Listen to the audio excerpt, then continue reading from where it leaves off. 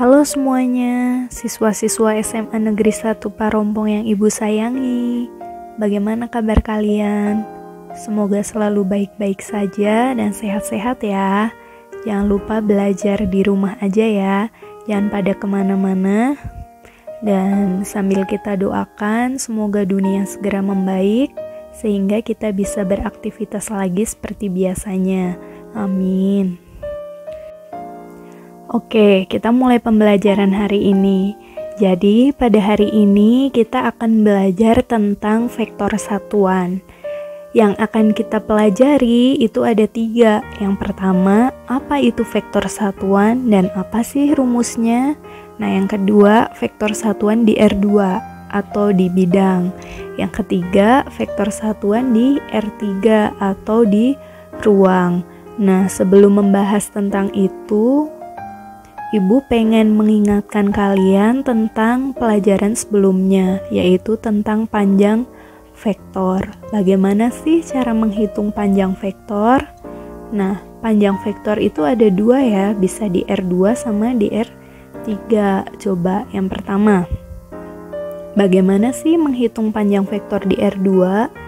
Katakanlah kalau ada vektor A, gimana cara menghitung panjang vektor A? Berarti akar dari X kuadrat ditambah Y kuadrat. Oke, nah sekarang bagaimana sih menghitung panjang vektor di R3? Sama aja, katakanlah ada vektor A. Berarti panjang vektor A adalah akar dari X kuadrat ditambah Y kuadrat ditambah Z kuadrat. Nah, perbedaan vektor di R2 dan R3 hanya pada sumbu Z saja. Oke, berarti sekarang udah pada tahu rumus dari panjang vektor. Nah, itu akan kita gunakan untuk menentukan vektor satuan. Nah, sekarang kita akan belajar tentang vektor satuan. Nah, apa sih pengertian dari vektor satuan? Nah, sesuai namanya, satuan. Berarti vektor satuan adalah suatu vektor yang besarnya satu satuan dan arahnya searah sama vektor itu. Katakanlah di sini Ibu tulis vektor A. Berarti vektor satuan yang arahnya itu searah sama vektor A. Ditulis dengan A. Nah, itu yang di atas kita baca sebagai A atau pi. Berarti vektor satuan itu A atau pi. Rumusnya A atau pi sama dengan vektor A dibagi sama panjang vektor A. Itu rumusnya, kalian ingat-ingat. Nah, sekarang kita menghitung vektor satuan pada R2 atau pada bidang. Nah, coba perhatikan. Misal diketahui vektor A itu 6 sama min 8. Tentukan A atau pi. Gimana caranya? Nah, pertama-tama kita harus menentukan panjang vektor. Berarti gimana? Akar dari 6 kuadrat ditambah min 8 kuadrat sama dengan akar dari 36 ditambah 64 sama dengan akar dari 100. Akar dari 100 itu berapa? Oh, 10. Oke.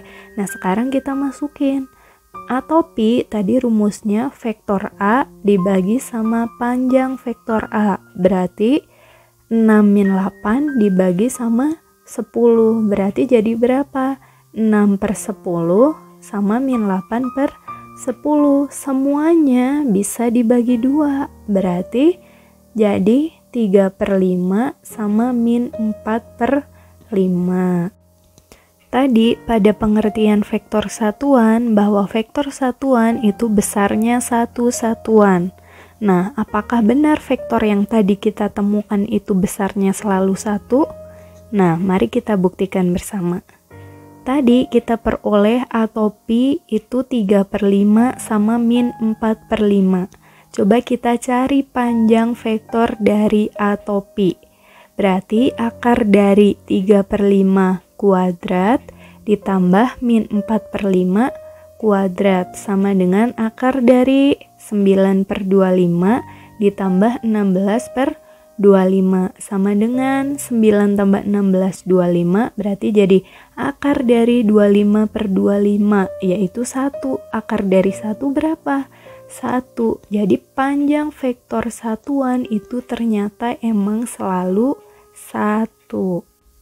Nah, sekarang coba kita hitung vektor satuan pada R3 dengan rumus yang sama.